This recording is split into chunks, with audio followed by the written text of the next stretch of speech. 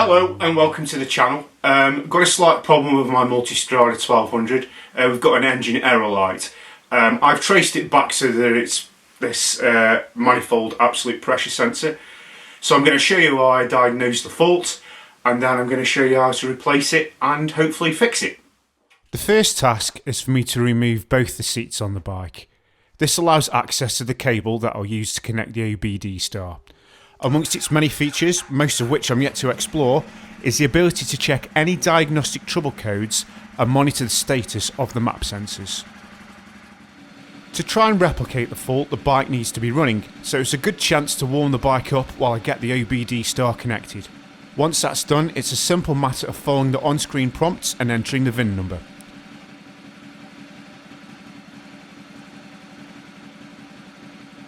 Once you've reached the top screen, you'll need to wait until you've actually seen a fault displayed on the bike and then select Scan DTC. Okay, the bike's been warming up for about 15 to 20 minutes. No sign of the warning light yet, but that's not what happened the first time it happened anyway. What should happen is if I restart it now, we should get it. So let's see.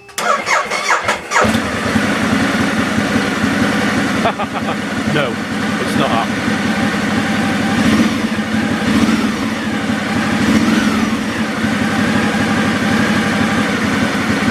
We'll perhaps give it a few more minutes. If the fault had occurred, then this message would have appeared on the dash, along with the engine management light that you can see above. It's a little difficult to see here, but following a scan of the DTCs, there's an error at the top in the engine icon. And following that arrow to the right, the error message shows that there's a P0105 fault, and that is a horizontal map sensor, short to power or open fault. I took these pictures a few weeks ago when the fault happened. As you can see, it's possible to actually get a readout on both of the sensors, which was accurately displayed even when the error occurred. The engine did seem a little rougher than usual, but it was still usable. Okay, so I had the bike running for about 20 minutes, and typically I can't replicate the fault. You know very well that if I'd gone 10 minutes up the road, it would have come on, and then I would have been worried about where it was going to break down. Anyway, it's happened enough times for me to be concerned about it. I've already got the spare parts to replace it. I've trawled the forums and already heard of people. One guy in particular said that he'd broken down and had to be recovered because of it. So I'm not going to risk it. I'm just going to get it changed. It's time to get the bike up on the Aber Skylift. I've only bought this recently in preparation for the service and refresh that I'm about to do on the Big Multi. So other than the day I assembled it, this is the first time it's been used in anger. It goes together easily enough, and with a few shakes and tests to make sure it's all okay, the bike is ready to be raised into a comfortable position to work on. Right, so the bike's up on the Skylift. I've removed the cover that was here so that we can see inside, and that is the horizontal map sensor. Some people have been able to get that off without removing any of the panels, and I don't know, it might be possible, but I don't think I'm going to be able to get the cover back on that I took off without taking the crash bars off anyway. Gives it a good excuse to get inside, maybe tidy up some of this wiring and just see what else is under there, because I expect I'm going to be in and out of here a little bit more over the next few months while I do the winter service. So it's time to go and get my spanners. There's nothing too complicated about removing the crash bars. All you'll need is a regular socket set and some hex drives, or you can just use Allen keys. And it's a good idea to loosen the distributor to give it easier access to one of the bolts. Crash bars were standard on the Gran Turismo, otherwise they were an option or available aftermarket. Right, it's time to actually try and get at the map sensor now. This is pretty tight. I've got to bend this quite a lot to get the Allen key in, but I don't think there's any other way of doing it. It seems like it's got finger tight, so perhaps I can just tease it out instead of putting so much pressure on it.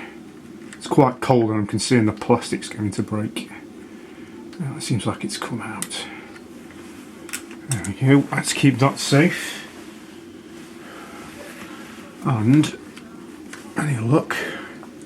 Yeah, there we go. It's loose. if I just twist that round like that, I can access the connector. Oh, it's really tight. There we go. And then I just need to get that off.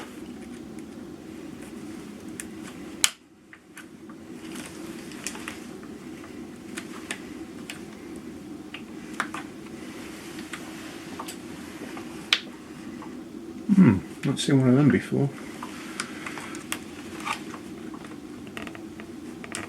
There we go. The old map sensor.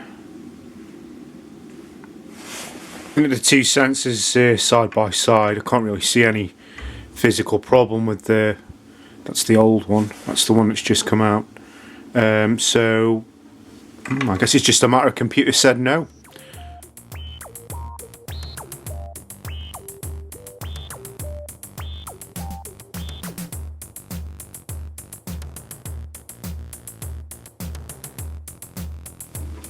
That feels like it's gone home.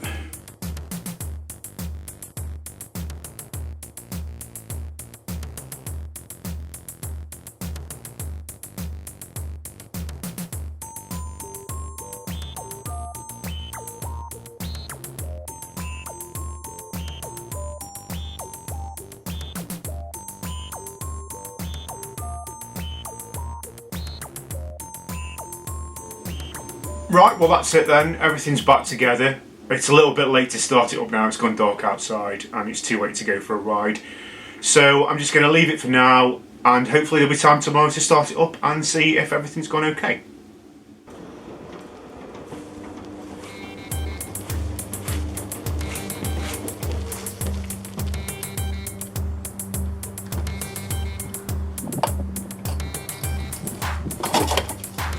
Alright, it's a couple of days later, the weather's quite dry today and it's not too cold for the middle of December, so it's time to see whether the change in the map sensors worked. Right, let's get ready for a fire up. What I'm going to do, I'll just switch it on, and as long as there's no problems, I'll probably leave it running for 10 minutes just to warm it up, and then we'll see where we go from there.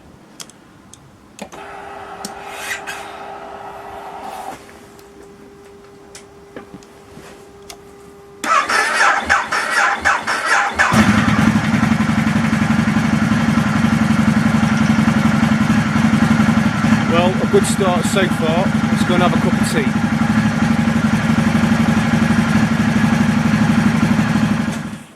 Alright, it's had another 5 minutes, all still running well, so it's time to take it out for a ride, see if the fault comes back, and hopefully the next time you see me, it's not going to be stuck at the side of the road waiting to be picked up by the recovery people. Okay, just back from a 2-hour ride. Very pleased to report there's been no repeat of the error at all. Bike's run fine, done about 75 miles. It's pretty cold out there, it's middle of December after all, but it was still worth going out for a ride just to prove that it was working okay. You still get even good chances to ride at this time of year, so as long as it stays dry. So pretty happy with that. Just cost me £75 for the parts. Obviously the OBDStar is an extra expense on top of that, but I actually bought that months ago. Very useful thing to have because I thought at some point I'm going to start getting error codes off this, and it's useful to be able to find out what that is instead of just going to the dealer, and obviously it's time and money to get that diagnosed. So great, I'll call that a win.